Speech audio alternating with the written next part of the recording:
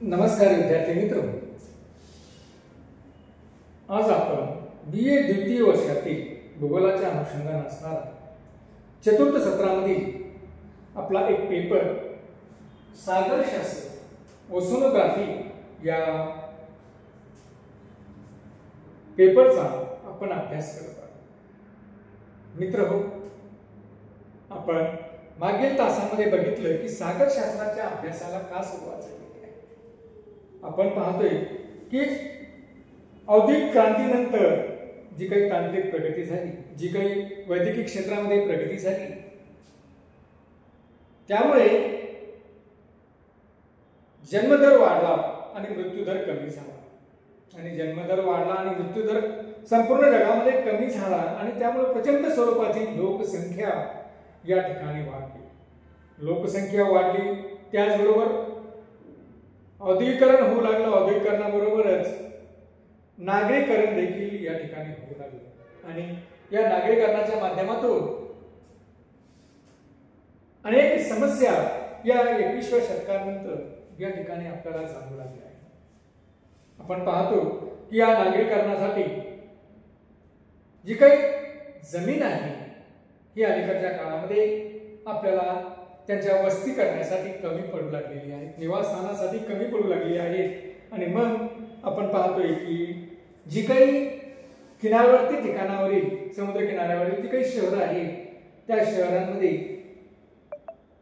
समुद्राला मागे हटवून त्या ठिकाणी वस्ती निर्माण करण्याचे काम, म्हणजे पर्यायी स्वरूपाचं जमीन निर्माण करण्याचे काम त्या ठिकाणी झालेलं आपल्याला दिसतं। मग ते मुंबई सारखे शहर असेल किंवा जगातील समुद्र किनारपट्टीवर असणारे जे काही मोठमोठाली शहर आहेत, या शहरांमध्ये अशा पद्धतीने झालेलं आपल्याला दिसतं।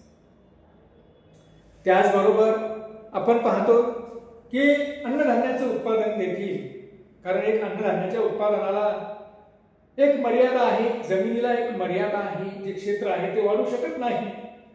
मात्र आपण अधिकाधिक उत्पादन घेण्याचा प्रयत्न त्या जमिनीतून करत आहोत, परंतु त्याला देखील एक मर्यादा आहे। आणि ही जी काही मर्यादा आहे, या मर्यादेमुळेच सागरातून, सागर जलाच्या माध्यमातून अजून काही उत्पादन घेता येतील का, अन्नधान्याचे उत्पादन घेता येईल का, या संदर्भात अभ्यास करण्याचे काम अलीकडच्या काळामध्ये सुरू झालेलं आहे।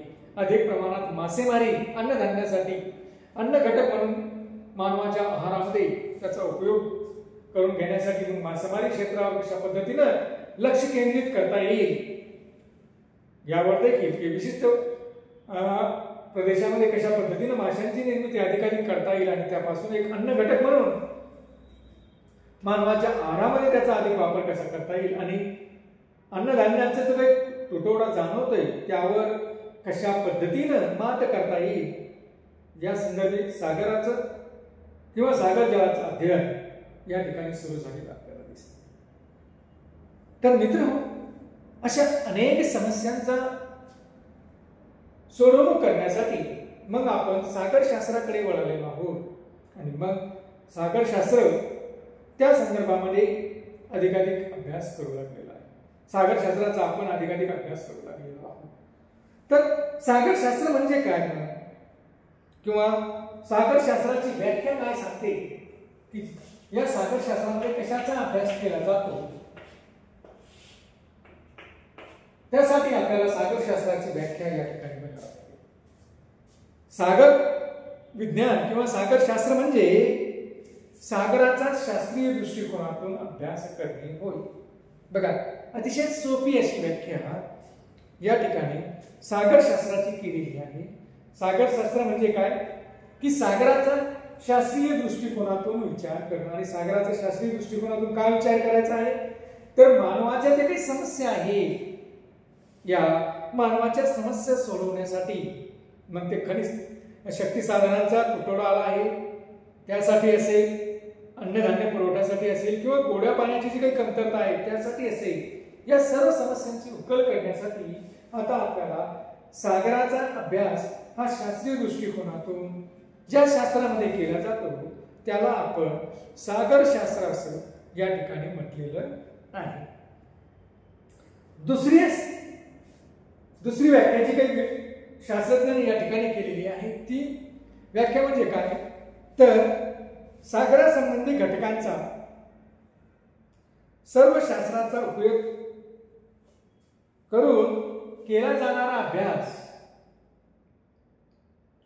सागरासंबंधी घटकांचा सर्व शास्त्रांचा विचार करून केला जाणारा अभ्यास म्हणजे सागरशास्त्र होय. बघा आता या ठिकाणी आपल्याला बघायचं आहे की व्याख्या काय सांगते आपल्याला, तर व्याख्या सांगते की सागरांचा अभ्यास, सागरासंबंधी जे काही घटक आहेत या घटकांचा अभ्यास सर्व शास्त्र मिळून करायचा आहे. साधारणतः सर्व शास्त्र म्हणजे कोणती की जी मूलभूत शास्त्र आहे त्यामध्ये जीवविज्ञानाच्या अनुषंगाने आपल्याला विचार करायचे की मासेमारीच्या संदर्भात अधिकाधिक कशा पद्धतीने त्या ठिकाणी आपल्याला मासे अधिकाधिक उत्पादन घेणे, त्याचबरोबर हवामानशास्त्राच्या अनुषंगाने आपल्याला विचार करायचा आहे की जलाचं तापमान हे कशा पद्धतीने बदलते, कोणकोणत्या भागामध्ये आपल्याला या सागर जलाच्या संदर्भामध्ये आपल्याला काही करता येईल का. त्यानंतर रसायनशास्त्र असेल, या रसायनशास्त्राच्या माध्यमातून आपण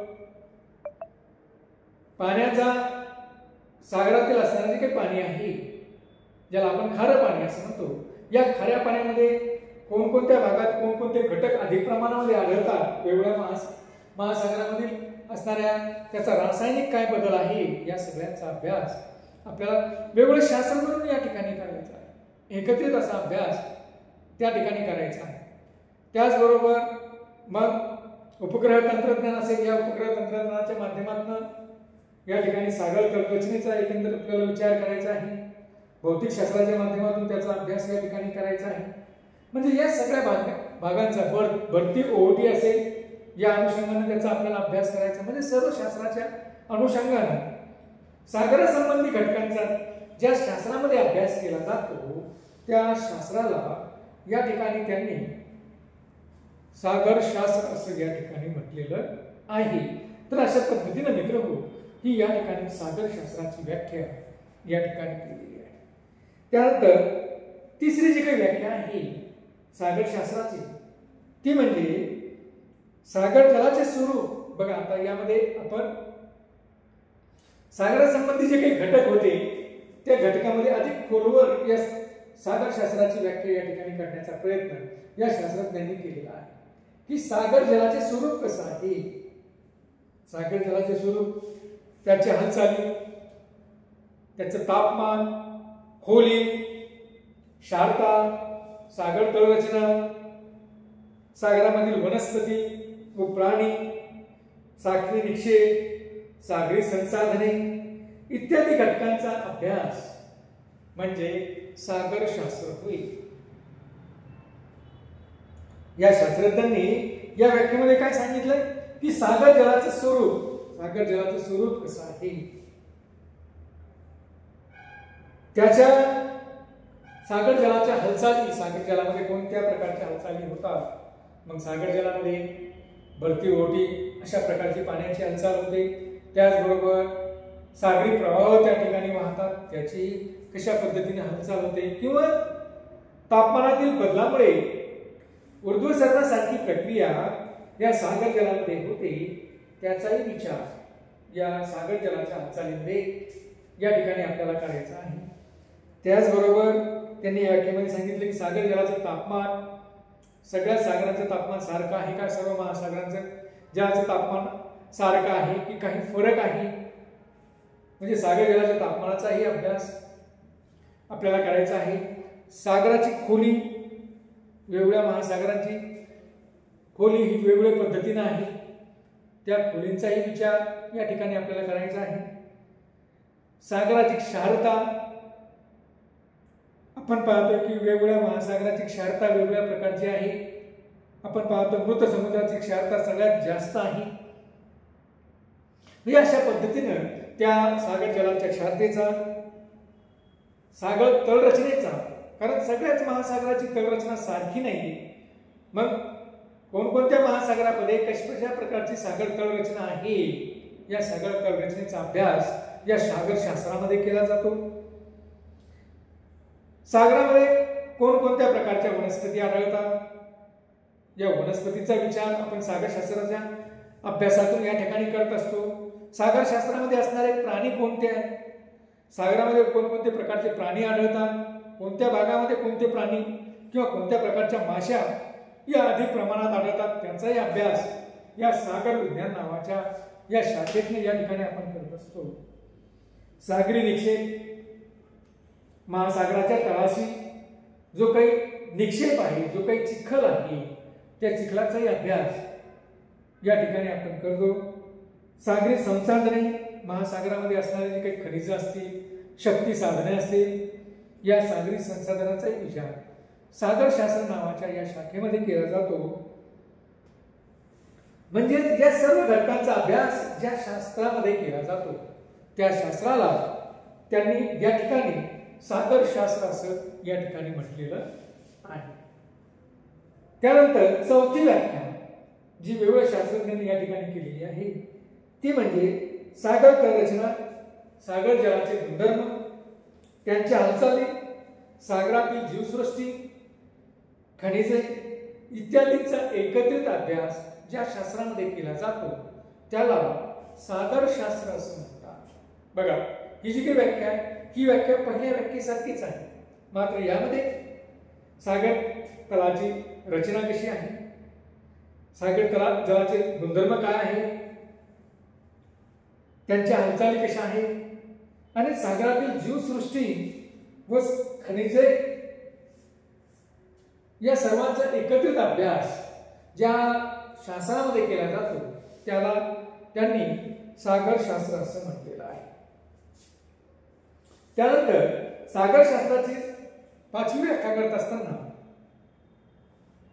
त्या ठिकाणी शास्त्रज्ञांनी ही व्याख्या एका वेगळ्या पद्धतीने करण्याचा प्रयत्न केला की त्या ठिकाणी शास्त्रानुसार, वेगवेगळ्या शास्त्रानुसार, कारण एकत्रित सर्व शास्त्रांचा अभ्यास हा या सागरशास्त्र माध्यमातून आपल्याला करायचा आहे. म्हणून त्या शास्त्रानुसार सागराचे भौतिक, रासायनिक, जैविक, वातावरणीय, भूगर्भशास्त्रीय, अभियांत्रिक, सागरी धोरणाच्या संदर्भात केल्या जाणाऱ्या शास्त्रीय अभ्यासास सागरशास्त्र असं म्हटलं जातं. म्हणजे सागराचा अभ्यास करत असताना तो भौतिक, जैविक, रासायनिक, वातावरणशास्त्रीय, भूशास्त्रीय, अभियांत्रिकी, सागर धोरणाच्या संदर्भामध्ये जो काही अभ्यास केला जातो त्याला त्यांनी सागर विज्ञान किंवा सागरशास्त्र असं म्हटलेलं आहे. तर एकंदरीत आपण जर बघितलं तर आपल्याला असं दिसतं की सर्व शास्त्रांचा एकत्रित अभ्यास या सागराच्या संदर्भामध्ये केला जातो. सर्व सागराच्या संदर्भामध्ये सर्व शास्त्र मिळून हा एकत्रित अभ्यास करण्याचा जो काही क्षेत्र आहे त्याला त्यांनी सागरशास्त्र किंवा सागर विज्ञान असं या ठिकाणी म्हटलेलं आहे. म्हणजे हा एकत्रित अभ्यास सागरासंबंधी, सागराच्या घटकासंदर्भात किंवा सागराचे असणारे काही गुणधर्म आहे या गुणधर्मासंबंधी सागरामधील असणारे वेगळे वैशिष्ट्यपूर्ण असे घटकाच्या संदर्भामध्ये अभ्यास करण्याचे काम, मग ते भौतिकशास्त्र असेल, रसायनशास्त्र असेल, जीवशास्त्र असेल किंवा भूगर्भशास्त्र असेल, अभियांत्रिकी शास्त्र असेल, यांच्या माध्यमातून जे एकत्रितरित्या केलं जातं त्याला त्यांनी सागरशास्त्र असं या ठिकाणी म्हटलेलं आहे. तर मित्र, अशा पद्धतीनं या सागरशास्त्राची विविध व्याख्या या ठिकाणी आपण आजच्या तासामध्ये बघितलेल्या आहेत. धन्यवाद.